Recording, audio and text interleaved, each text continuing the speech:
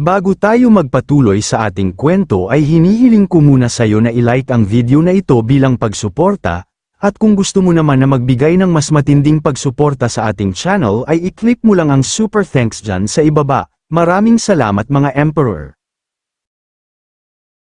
Sa mga nagdaang kabanata ay sinabi nga ni Inan na tama ang kanyang hinala na may kakaiba sa kanya dahil sa hindi niya maramdaman ang kanyang nilabas na aura.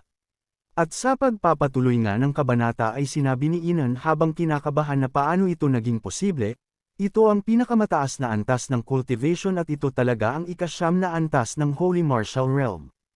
Nagmungkahi naman si Luhao na hindi mo kailangang makialam. Kakayanin ko ang antas na ito sa aking sarili, kailangan kong tumayo para sa munting mangkukulam. Galit namang sinabi ni Inan na baka kailangan kong mag-isip ng 2 beses tungkol sa 2 9th level Holy Martial Realm sa likod mo.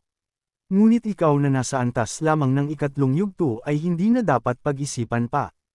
Habang mabilis na sumusugod ay sinabihan pa niya si Luhao na bakit ka nagpapanggap sa harap ko. Hindi naman pinansin ni Luhao ang kanyang mga sinasabi bagkus ay napangiti lamang si Luhao. Nang kanyang sinubukang umatake ay bigla na lamang nawala sa kanyang harapan si Luhao na kanyang ipinagtaka. Subalit mas tumindi ang kanyang pagkagulat nang lumitaw sa kanyang likuran si Luhao na nagsasabi na kung saan siya nakatingin. Ngunit bago pa man siya makakilos ay agad na inatake siya ni Luhao nang mabilis gamit ang espada. Galit na galit si Inan sa nangyayari sa kanya sapagkat hindi niya inaasahan na magagawang kumilos ni Luhao ng ganoong kabilis. Napagtanto din ni Inan na hindi ordinaryong bata ang kaharap niya. Kaya inihanda niya na ang kanyang buong lakas upang atakehin si Luhao, nasabi pa nga niya na kung kaya mo ako ay huwag mo akong takasan. Ngunit bago pa man niya mabitawan ang kanyang atake ay hinawakan ni Luhao ang kanyang kamay na ikinagulat naman niya. Sinabihan naman ni Luhao si Inan na kung ito ang gusto mo ay walang problema ito, at tanggapin ang aking atake. Agad na pinakawala ni Luhao ang kanyang atake at sa lakas nito ay hindi ito napigilan ni Inan. Sinabihan din siya ni Luhao na mas mabuting ihanda ang iyong sarili kaysa magyabang.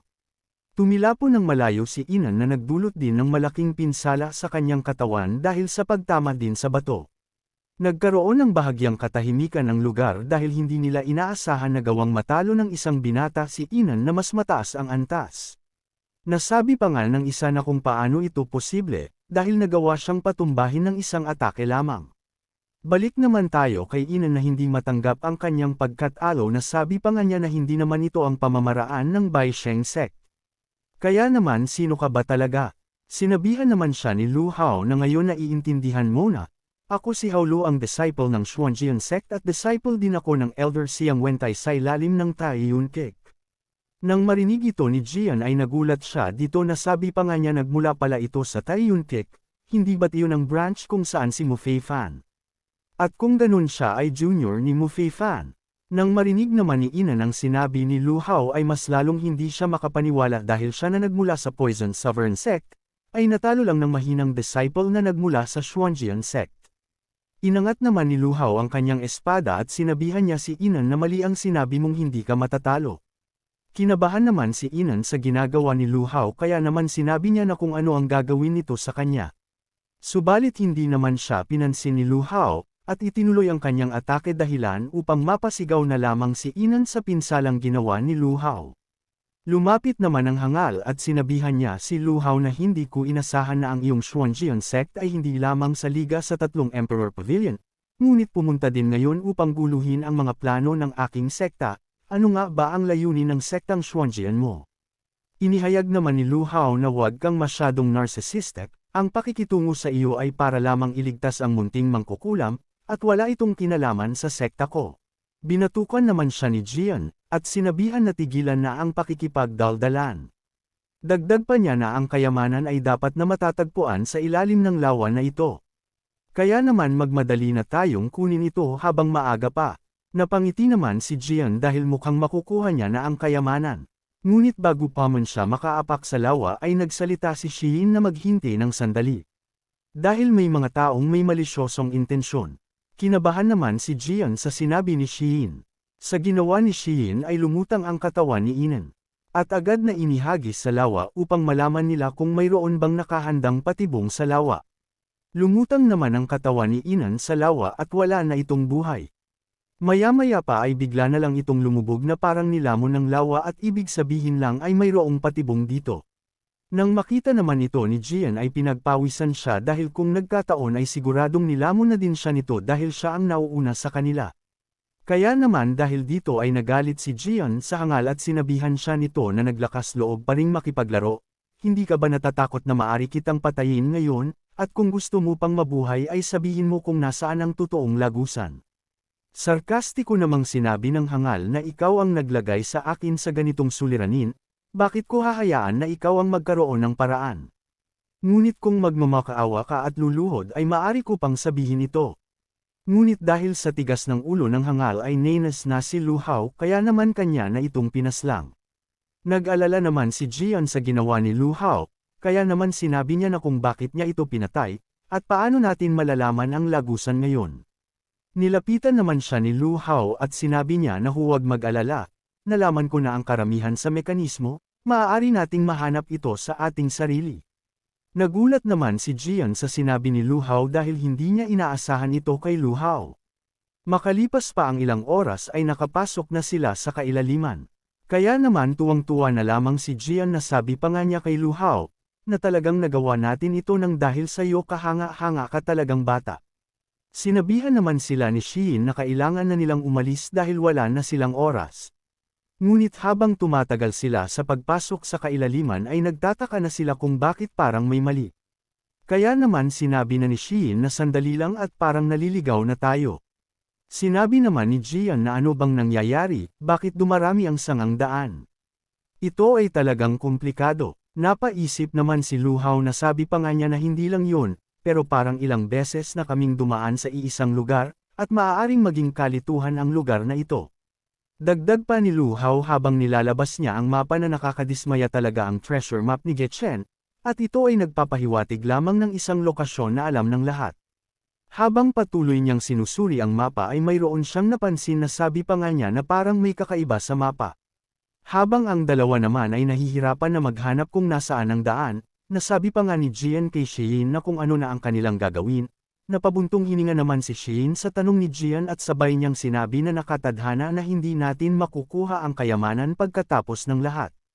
Ngunit sinabihan naman sila ni Lu Hao na huwag mag-alala ang dalawa, at lumapit na lang sa kanya. Ipinakita naman ni Lu Hao ang mapa at sabay niyang sinabi na tignan ang mapang mula sa kailaliman na ito. Nang makita ng dalawa ang mapa ay tuwang-tuwa sila na sabi pa nga ni Gian na tama ito, at ito ang ating lokasyon. Dagdag pa ni Shein na dahil ito ang mapa ng kailaliman. Sinabi din ni Gian kay Lu Hao na mahusay, sa tulong ng mapang ito, ay mahahanap natin ng madali ang kayamanan. At paano mo ito nadiskubre? Nahihiya namang sinabi ni Lu Hao na napansin ko na ang ibabaw ng mapa ay hindi pantay, kaya naisip ko na maaaring may kung ano sa loob. Sinang-ayunan naman ni Gian ang sinabi ni Lu Hao na talagang matalino ka talaga. Masaya namang sinabi ni Lu Hao na wala na tayong oras kailangan na nating magmadali. Habang masayang nauuna si Lu Hao ay sinadyang nagpauli ang dalawa.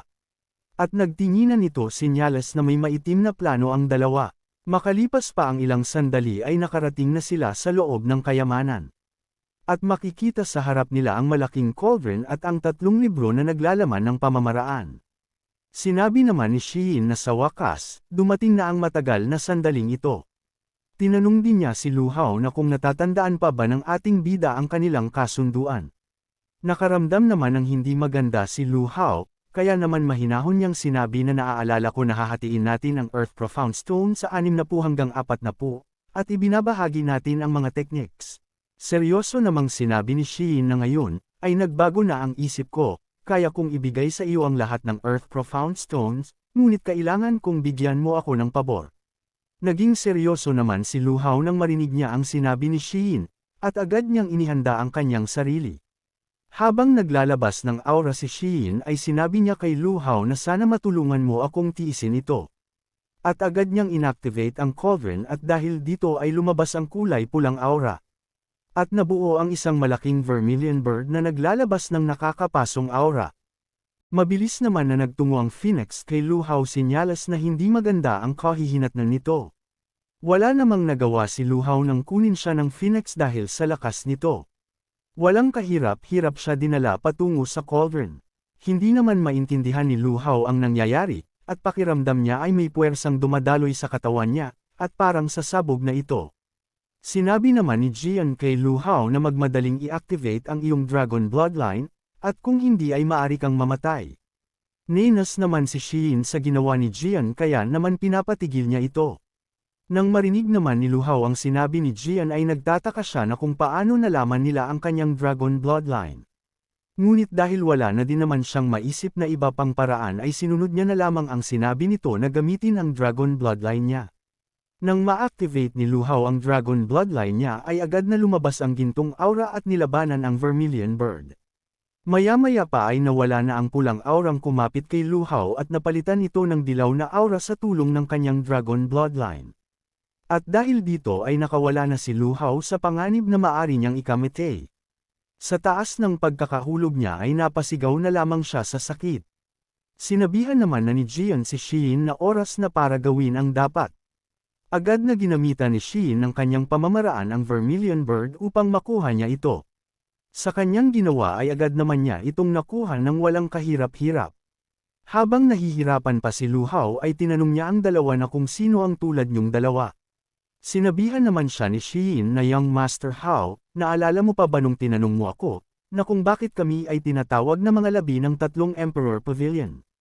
Ngayon sasabihin ko sa iyo ang lahat tungkol sa aking tatlong Emperor Pavilion, hayaan mong linawin ko ito bago ang iyong kamatayan.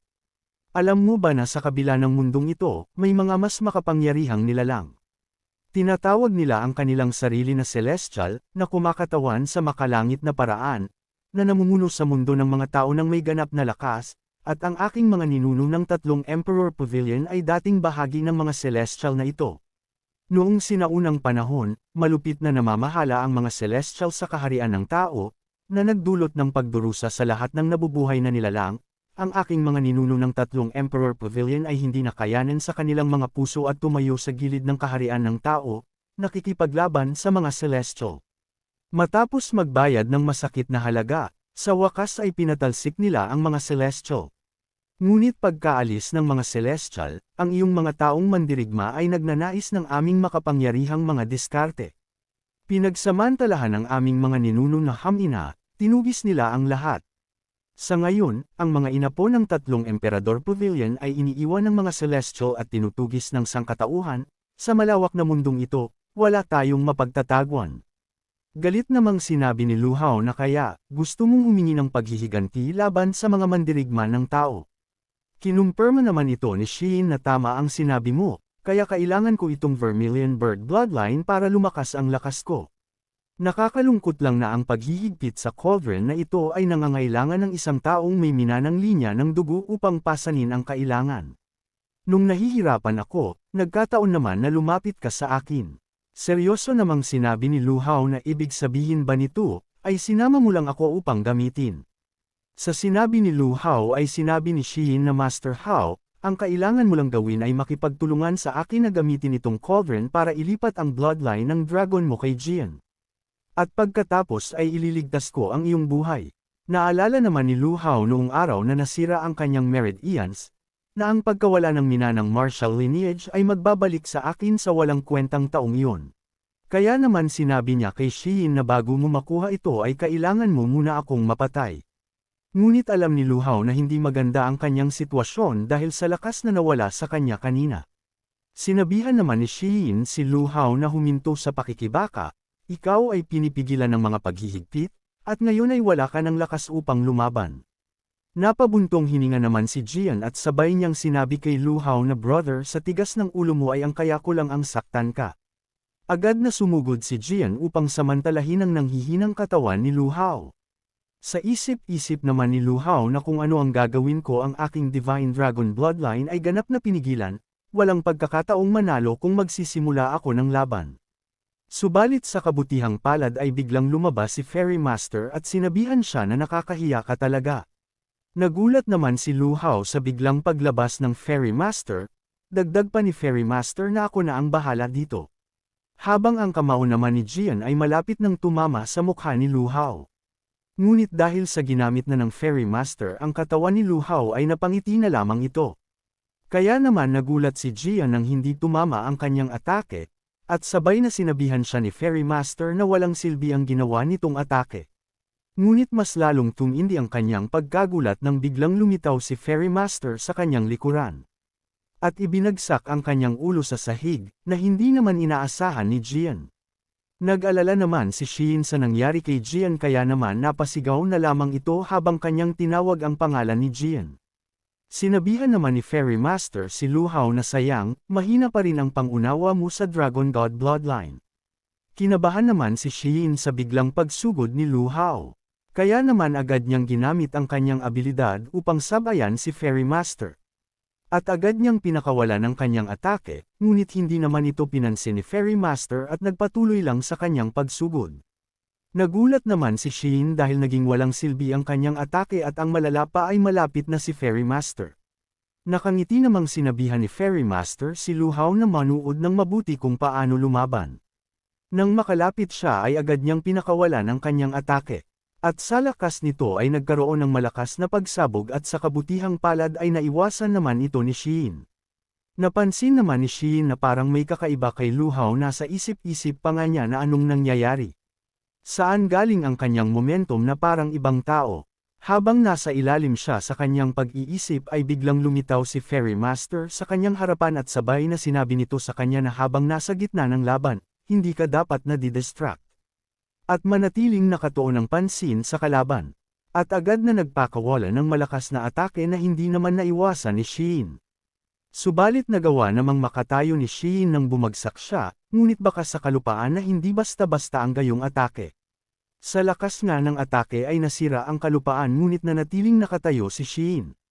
Habang kinakabahan siya ay napapaisip siya na kung paano ito nangyari na kahit ang kanyang atake ay malakas. Nagising naman na si Jian at agad na pinuntahan ang kanyang big sister. At nang makalapit siya ay sinabihan niya si Shein na parang may mali, ang malakas na mapang-api na pakiramdam na ito ay tila hindi tulad ng batang iyon. Kinumpirma ito ni Shein dahil naramdaman din niya ito. Lumapit naman si Fairy Master sa cauldron at sabay niyang sinabihan si Lu Hao, na bata, itong mahigpit na kapangyarihan, na nakakapinsala sa iyong sarili, pero babaguhin ko ito sa pamamagitan ng iyong Taiyun Triple Evolution, upang maging lakas mo na. Nagtatakang tanong naman ni Lu Hao kay Fairy Master na kung maari bang gamitin ang Taiyun 3 transformations katulad nito. Sinabi naman ng Fairy Master na hayaan mo akong tulungan kita ngayon. Agad na sinimulan ni Fairy Master upang ipakita ito kay Lu Hao. Makalipas ang ilang sandali ay natuwa si Fairy Master na sabi pa nga niya na ang kapangyarihang ito ay talagang kamangha-mangha. At sa puntong ito ay naabot na ni Lu Hao ang ika-8 antas ng Saint Martial Realm nang walang kahirap-hirap, sa tulong ni Fairy Master. Nang makita naman ito ng dalawa ay nagulat sila dahil hindi nila inaasahan na makakalusot si Lu Hao sa ganoong antas ng Saint Martial Realm at ang malala pa ay nasa ika-8 antas ito. Nasabi na lang din ni Shein na hindi ko inaasahan na magagawa niyang maabsorb ang kapangyarihan nitong mga pagbabawal. Sinabi naman ng Fairy Master na naghahandog ng apoy ang Vermilion Bird sa teoryang 5 elemento. Dagdag pa niya habang hinahanda ang atake na ginamit ko ang Vermilion Bird's Restrain para bumuo ng bagong teknik para sa iyo. At ito ang tinatawag na Flame Burst Slash. At agad niya ding pinakawala ng atakeng ito patungo sa dalawa na may pangbihirang lakas. At sa puntong ito ay nagulat ang dalawa sa kanilang nakikita. Habang papalapit ang atake ay agad niyang inihanda ang kanyang aura upang pigilan ito at sinabihan din niya si Jian na mag-iingat ito. Agad silang gumawa ng depensa gamit ang kanilang mga aura. At nang sandaling tumama ang atake ni Fairy Master ay nagawa naman nila itong madepensahan. Ngunit dahil sa lakas nito ay hindi kinaya ng dalawa ang malakas na puwersa kaya naman nagkaroon ng malakas na pagsabog. Dahilan upang magtamo ng pinsala ang dalawa at tumilapon ng malayo. At halos ikamite ng dalawa ang atakeng hindi nila inaasahan. Sinabi naman na ni Fairy Master kay Lu Hao na ngayon inayos ko na ito para sa iyo, babalik na ako sa aking salamin at magpapahinga. Agad naman na pinasalamatan ni Lu Hao ang Fairy Master. Ilang sandali pa ay nakabalik na si Lu Hao sa kanyang katawan.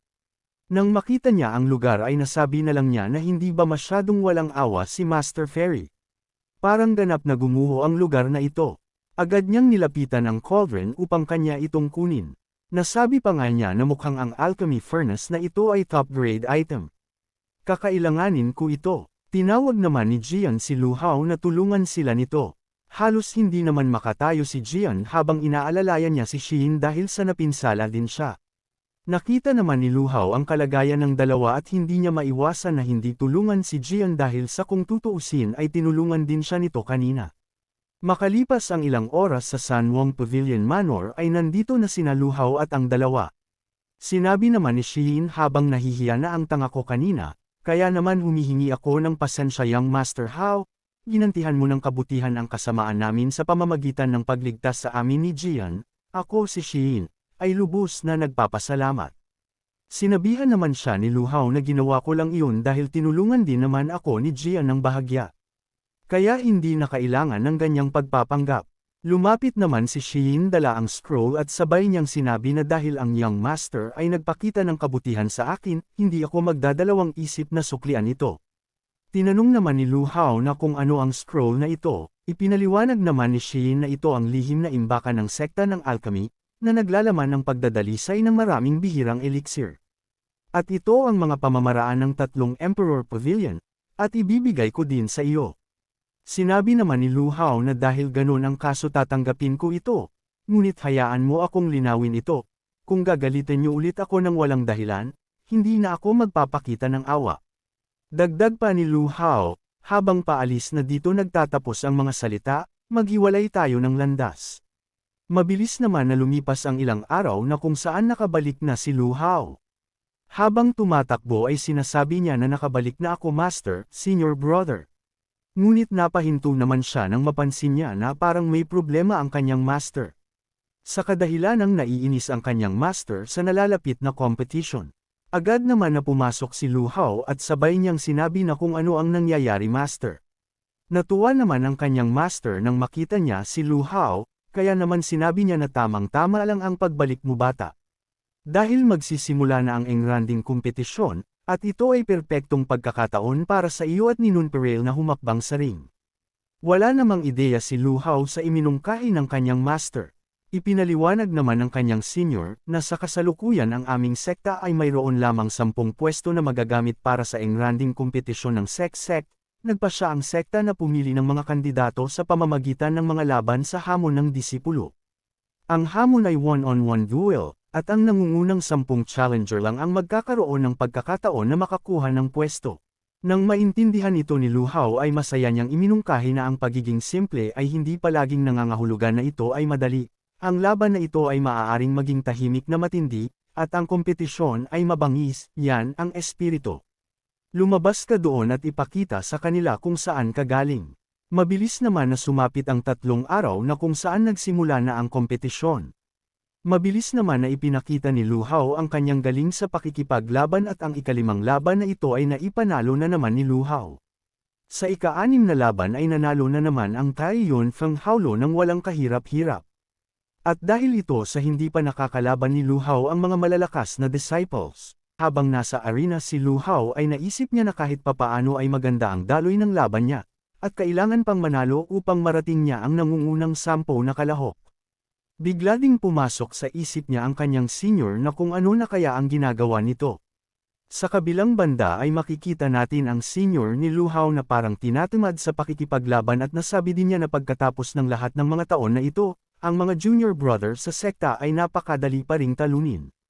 Habang ang ibang mga disciples naman ay nag-uusap tungkol sa ating bida at ni Mufefa na sabi pa nga nito na hindi ako makapaniwala, 6 na sunod-sunod na panalo sa loob ng ilang minuto. At sa ganitong sitwasyon ay parang may tinatago ang dalawang ito. Balik naman tayo kay Lu Hao na kung saan nakita niya ang kanyang senior at nasabi na lang niya nakahanga-hanga talaga si senior brother, at paanong sinasabi ng lahat na ang sect nila ay tinatawag na basura. O baka naman mas malakas pa siya dati kaya ngayong hamina siya ay tinawag na siyang basura. Sa kabilang banda naman na kung saan ipinakita ang bagong karakter na head elder ng fishing peak na si Xingyun, at nasa antas ng Earth Level Realm. At nang makita niya ang laban ni Mufeifan at Lu Hao ay nasabi na lang niya na kung bumalik na ba ang cultivation ni Mufeifan, at sino ang haulo na ito. Matapos ang kanyang pagsisiyasat ay agad niyang sinabihan ang kanyang disciple na si Xiangyang, na kunin si Lu Lindong at subukan ang kakayahan nito. At tandaan na maging seryoso sa laban. Agad naman na sinang-ayunan ni Xiangyang ang sinabi ng kanyang master. Nang mapansin ng isang disciple ang pagiging seryoso ng kanyang master ay agad niya itong nilapitan at tinanong niya ang kanyang master na kung malaking bagay ba ang nangyayaring ito, na para ang dalawang basurang ito ay bigyan ng pansin at maging seryoso. Sa kabilang banda naman ay umakyat na si Lu Lindong na ipinatawag ng head elder upang lumaban kay Lu Hao, at siya ay nasa antas na ng ika-9 na antas ng Saint Martial Realm. Mayabang din niyang tinawag si Lu Hao at sinabihan na titignan niya kung anong magagawa nito. Dagdag pa niya nang may malademonyong ngiti na may ganitong kaunting kasanayan, maglakas loob kang magpakitang gilas sa harap ng fishing pig. Ngunit sa kanyang mga sinabi ay sinabihan lang siya ni Lu Hao na isa kang nakakaawa. Nilabas naman na ni Lu Lindong ang kanyang espada, at natatawa niyang sinabi kay Lu Hao na talagang hindi karapat-dapat na makita ang kanyang kasanayan. Nang makita naman ng mga manunood ang ginamit na abilidad ni Lu Lindong ay bumuhos ang iba't ibang pahayag sa arena dahil alam nilang ito ang abilidad ng kanilang fishing pick. Nang makita din ito ng head elder ng fishing pick ay sinabi niya na gamitin ang kasanayan ng pamilya laban kay Mu Feifan ay medyo nakakabahala. Ngunit gamitin sa Hao Lu na ito at ipakita ang iyong tunay na lakas. Sinabihan naman ni Lu Hao si Lu Lindong na ito na ba ang minanang martial skill mula sa fishing pick. Hindi naman ito masyadong maganda. Naiinis namang sinabi ni Lu Lindong na matigas na usapan para sa isang namamatay na hangal. Nang matapos niyang magsalita ay agad niyang pinakawalan ang kanyang atake at habang nangyayari ito ay sinabihan pa niya si Lu Hao na tanggapin ang kanyang atake. Ngunit nang makita naman ito ni Lu Hao ay bahagya siyang nadismaya dahil kung tutuusin ay hindi na bago sa kanya ang atakeng ito. At nang makalapit ang atake ay agad niyang nilabas ang kanyang bagong abilidad na isang apoy. At walang kahirap-hirap na napigilan ang atake ni Lu Lindong. Nagulat naman si Lu Lindong nang makita niya ito at hindi siya makapaniwala na nagawang mapigilan ito ni Lu Hao. Habang binabasag ni Lu Hao ang atake ni Lu Lindong ay sinabihan niya ito na mas mahina pa sa inaakala ko.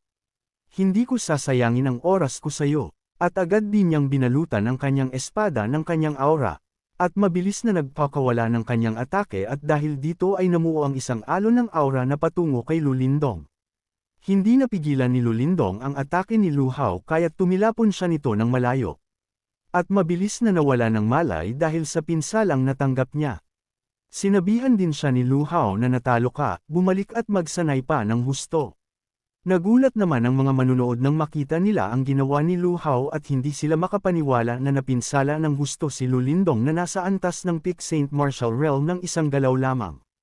Dagdag pa ng isa na ang Hao Lu na ito ay talagang halimaw. Nabigla naman ang head elder ng fishing peak nang makita niya ang ginawa ni Lu Hao na sabi pa nga niya na ang taong iyon ay malinaw na nasa 8 antas lamang ng Saint Martial Realm, ngunit ang welga na iyon ngayon ay nasa yellow extreme level.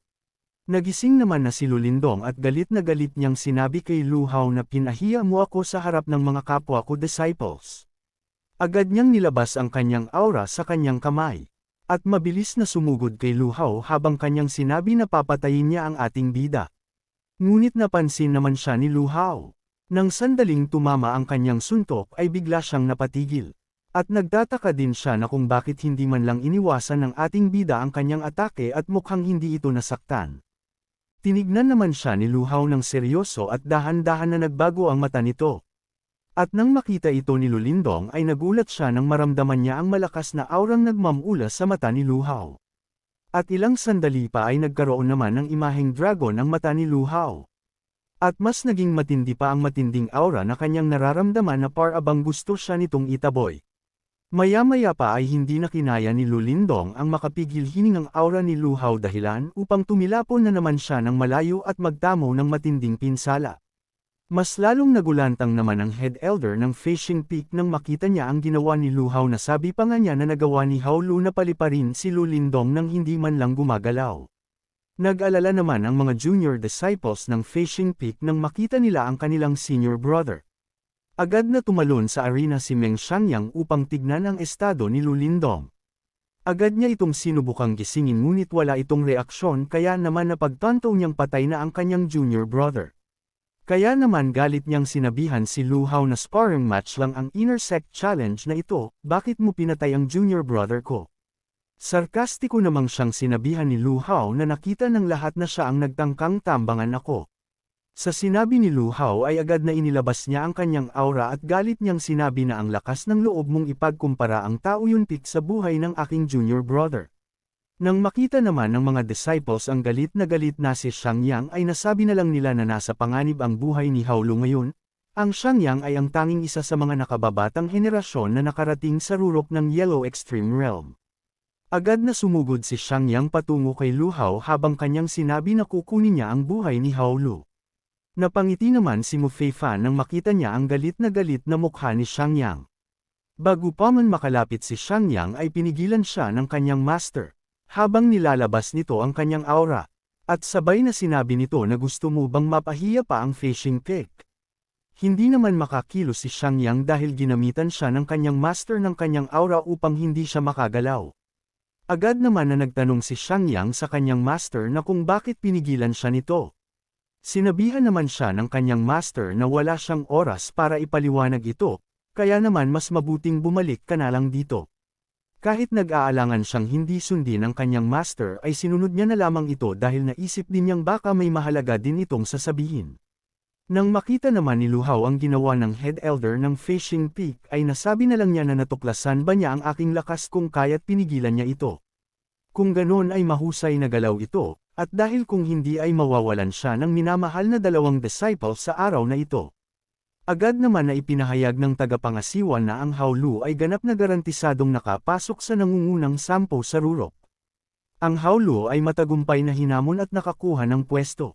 Nang marinig naman ito ng mga disciples ay nagulat sila dahil mabilis ang pag-usad ni Hao Lu. Sa kabilang banda naman ay tumatakbong sinabi ni Lu Hao sa kanyang senior na aalis na siya ngayon. Agad naman na sinang-ayunan ito ni Mu Feifan.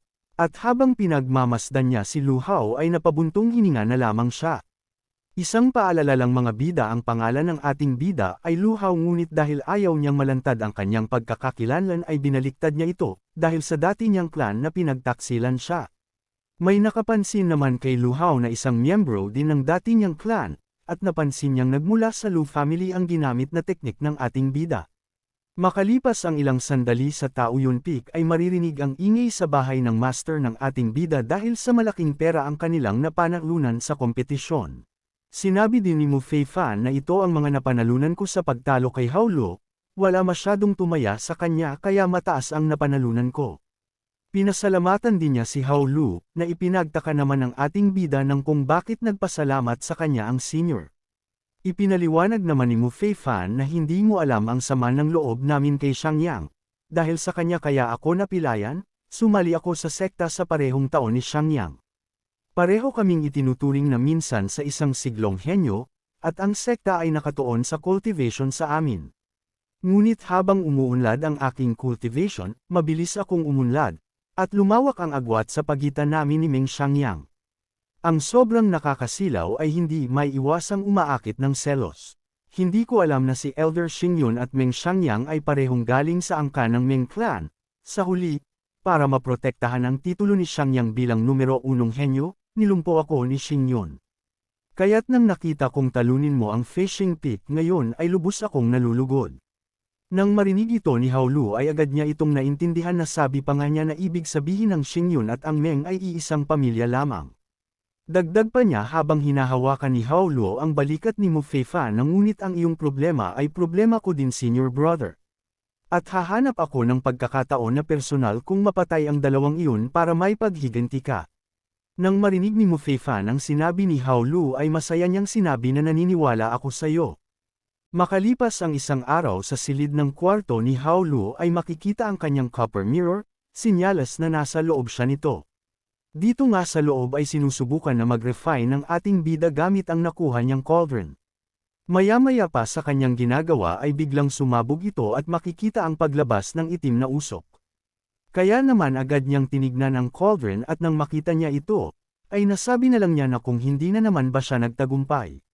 Ngunit sinasabi nila na ang isang parmasyutiko ay nangangailangan ng parehong banal na siwang at ang mga pamamaraan ng ugat ng apoy. Dagdag pa niya na hindi talaga madali ang maging alchemist. Ngunit bigla niyang napagtanto ang fire vein, na hindi ba ang Vermilion Bird's fire restrictions na tiniis ko noon ay may kapangyarihan ng fire vein. At kung gagamitin ko ang kapangyarihang ito ay maari kong magawa ang perpektong paraan. Agad na sinubukang gawin ito ni Hao Lu kung tama ba ang kanyang hinala. Makalipas ang ilang sandali ay bigla na lang siyang napasigaw na nagtagumpay siya. Nasabi pa nga niya habang pinagmamasdan ng peel na mahusay, hindi ko inaasahan na ma-refine ang isang second-grade peel, ang Golden Sharp Peel, sa aking unang pagsubok. Ngayon ay magiging alchemist na rin ako. Ang nagawa ni Hao Lu na peel ay nasa antas ng second-grade peel na tinatawag na Golden Sharp Peel. Agad din siyang nakapagdesisyon na subukan ang peel kung tataas ba ang kanyang lakas. Dagdag pa niya na tingnan natin kung magagamit ko ito para i-upgrade ang 9-turn Golden Dragon Art sa ikatlong anyo. Makalipas ang ilang sandali, ay natapos na siya sa kanyang ginagawa at masaya niyang sinabi na nakalusot na siya sa 9th level Saint Martial Realm. At ang 9-turn Golden Dragon Art ay matagumpay din na nag-improve, ang alchemist technique na ibinigay ni Shin sa akin ay talagang nakakamangha. Ngunit naputol naman ang kanyang kasiyahan nang biglang may tumawag sa kanya sa labas at pinapalabas siya nito. Nasabi na lang ni Hao Lu na kung sino ang nasa labas na gumawa ng ganoong ingay. At ang hangal na ito ay ang lalaki na nakapansin kay Hao Lu na nagmula din sa Lu clan. Sinabi niya kay Hao Lu na ninakaw mo ang mga teknik ng Lu family at sinaktan mo ang aking mga kamag-anak. Ngayon ay kukunin ko ang buhay mo. Binuksan naman ni Hao Lu ang kanyang pinto at sabay niyang sinabi na kung anong kailangan nito sa kanya. Ngunit nang makita niya ito ng maigi ay nasabi na lang niya sa kanyang sarili na naalala ko ang taong ito ay ang anak ni Lu Songshi, na si Lu Shu. Nakangiti namang sinabi ni Lu Shu na sa wakas mayroon kang lakas ng loob na lumabas. Isa kang aso, kung may lakas ka ng loob, sumama ka sa akin sa bundok para makipag-spar. Sinabihan naman siya ni Hao Lu na kung yan ang kaso ay pangunahan mo ang daan. Ngunit sa loob-loob ni Hao Lu ay nanlilisik na ang mata nito habang kanyang sinasabi na sinaktan ng Lu Songshi ang aking mga magulang. Matagal ko nang hinihintay ang ganitong pagkakataon na ayusin ang aking paghihiganti sa pamilyang ito. Makalipas ang ilang sandali ay nakarating na silang dalawa sa bundok. Agad na sinabi ni Lu Shu sa ating bida na magsalita ito. Habang kanyang tinatanong si Hao Lu na kung saan nakuha nito ang teknik ng Lu family. Sarkastiko namang sinabi ni Hao Lu na magnakaw. Ito ang mga pamamaraan na dapat ay alam ko na noon pa man. Agad naman na napagtanto ni Lu Shu ang sinabi ni Hao Lu kaya naman kanyang sinabi na ibig sabihin ikaw si Lu Hao. Dagdag pa niya na hindi mapagkakaila na dapat alam kung traidor ka sa Lu family. Naging seryoso naman si Lu Hao habang kanyang nilalabas ang kanyang espada at sinasabi niya sa kanyang sarili na ngayon ay nalaman mo na ang aking pagkakakilanlan, mukhang hindi ko kailangan na mag-iwan ng saksi. Agad siyang nagpakawala ng malakas na atake gamit ang kanyang espada at dahil dito ay hindi na makita si Lu Shu dahil sa kapal ng aura. Naisip din niya na ang huling welga na iyon ay malapit na sa gilid ng dilaw na extreme realm power. At dapat ay patay na siya. Ngunit bigla naman siyang nagulat nang makita niya ang kamay ni Lu Shu. At walang kahirap-hirap na napigilan ang kanyang atake, ngunit napansin ni Lu Hao ang ginamit ni Lu Shu na aura. Agad din na naghanda si Lu Shu ng kanyang atake habang kanyang sinasabihan si Lu Hao na kung ito lang ba ang kaya ng ating bida. Agad niyang pinakawala ng kanyang atake at namuo ang isang malaking kamaong aura. Habang kanyang sinabihan si Lu Hao na nang hindi pinagkadalubhasaan ang kapangyarihan ng Divine Dragon ng Lu family, nang ahas kang maging mayabang. Sa lakas ng ginawang atake ni Lu Shu ay tumilapon ng malayo si Lu Hao at nasira ang lupa na kanyang pinagbagsakan. Nasabi na lang ni Lu Hao habang nakangiti na matagumpay din niyang na-cultivate ang kapangyarihan ng Divine Dragon. Natatawa namang sinabi ni Lu Shu na isa kang basura sa Branch family. Hindi mo man lang napagdadaanan ang kapangyarihan ng Divine Dragon, gayunpaman ay naglakas loob kang hamanin ako. At ngayon ang kamatayan ay ang kabayaran ng iyong pagiging mayabang. Kasunod nito ay mabilis siyang sumugod kay Lu Hao gamit ang kanyang Dragon Claw. Ngunit nanlaki ang kanyang mata nang makita niyang walang kahirap-hirap lang na pinigilan ni Lu Hao ang kanyang atake gamit ang kamay ni Lu Hao. At dahan-dahan siyang inangat sa taas ng walang kahirap-hirap. At hinampas ng malakas sa lupa. At sa lakas nito ay nasira ang kalupaan at dahilan din upang mapasukan na lang ng dugo si Lu Shu. Sinabihan din siya ni Lu Hao na tinatawag mo itong kapangyarihan ng Divine Dragon, sinisiraan mo din ang imahe ng Divine Dragon. Habang nanginginig sa takot ay hindi siya makapaniwala, na ang kanyang buong lakas sa pag-atake ay naharang lang ng ganun kadali. Dagdag pa ni Lu Hao na hindi ko lang nais na gamitin ang aking kapangyarihan ng Divine Dragon sa'yo, pero hindi ko inaasahan na ganyan ka pala kawalang hiya. Kung ganun ay ipapakita ko sa'yo kung ano ang totoo. Agad na ipinakita ni Lu Hao ang kanyang kapangyarihan ng Divine Dragon at makikita ang isang imahe ng dragon sa harap ni Lu Shu. At nasabi na lang niya habang natatakot na ilang taon na akong nag-practice at nagawa ko lang ang Dragon Claw. At ang iyong kapangyarihan ng Divine Dragon ay sobrang lakas. Sinabihan naman siya ni Lu Hao na dahil ang aking Divine Dragon ay totoo. Dagdag pa niya habang isinisigaw na kapag nakita mo ang totoong dragon ay kailangan mong lumuhod. Matapos niyang sabihan ng hangal ay agad niyang pinakawalan ang kanyang atake. At dahil dito ay sumambulat sa harap ni Lu Shu ang bunganga ng dragon. At nilamon siya nito at sa lakas nito ay nasira din ang kalupaan. At nagdulot itong ng malakas na pagsabog sa bundok na kanilang pinaglalabanan. Nang mawala ang atake ay makikita ang malaking bakas sa kalupaan dulot ng atake ni Lu Hao. Habang dahan-dahan na lumalapit sa kanya ang ating bida ay sinabi niya na kung ano ang gagawin nito sa kanya. At ako ang anak ni Lu Songshi. Hindi ka patatawarin ng pamilyang Lu kung papatayin mo ako. Seryoso namang sinabi ni Lu Hao na hindi ko planong patayin ka, ngunit sa kasamaang palad, nahulaan mo ang aking pagkakakilanlan. Kaya naman ay kailangan mong mamatay. Dagdag pa niya habang hawak ang isang lalagyan ng lason, na mayroon pa akong ilang bangkay na dissolving powder na natitira mula sa pagligtas sa munting mangkukulam. At hayaang ang Heavenly Poison Sect ang muling sisihin. Napasigaw na lamang si Lu Shu na kung ano ang gagawin sa kanya ng ating bida. Ngunit tanging malakas na sigaw na lamang ang maririnig sa bundok. Makalipas ang 3 araw na kung saan maririnig ang boses ni Gu Chen nang makita niya ang Golden Sharp Pill. Nasabi pa nga niya kay Lu Hao na kung saan nakuha ng ating bida ang second grade pill. Sinabi naman ni Lu Hao na wala kahit saan espesyal, ginawa lang ito sa aking sarili mula sa isang recipe. Nagulat naman si Gu Chen nang marinig niya ang sinabi ng ating bida na sabi pa nga niya na ginawa mo ito sa iyong sarili, ibig sabihin naging pharmacist ka rin. Kailan ito nangyari? Inihayag naman ni Lu Hao na kapag binibilang mo mula sa una kong paggawa ng pill, mga 3 araw na ang nakalipas. Mas lalo namang nagulantang si Gu Chen nang marinig niya ang 3 araw, kaya nasabi na lang niya na 3 araw ka palang gumagawa ng pills at gumawa ka ng second grade pill. Sinabihan naman siya ni Lu Hao na wala lang ito dahil maswerte lamang siya. Napabuntong hininga na lang si Gu Chen at sabay niyang sinabihan ang ating bida na pakiramdam ko lalo akong kulang kumpara sa iyo, hindi nakakagulat na inirekomenda ka ni Elder Xingyun na labagin ang mga patakaran at sumali sa legacy ng Sword Tomb. Nagtaka naman si Lu Hao sa Sword Tomb Legacy, nagulat naman si Gu Chen na kung bakit hindi alam ito ng ating bida. Kaya iminungkahi niya na kakaiba yan. Dapat umabot sa Tai Yun Peak ang balita kahapon. Ipinaliwanag din ni Gu Chen na ang Sword Tomb Legacy ay isang pribilehiyo para sa mga elite na disipulo sa loob ng sekta. Sa pagkakataong ito ay binuksan ng pambihirang upang maghanda para sa 6 na sekta na engranding kompetisyon. Napaisip naman si Lu Hao nang marinig niya ang iminungkahi ni Gu Chen na anong nangyayari. Bakit hindi sinabi sa akin ng aking master o ng aking senior brother ang tungkol sa magandang pagkakataong ito?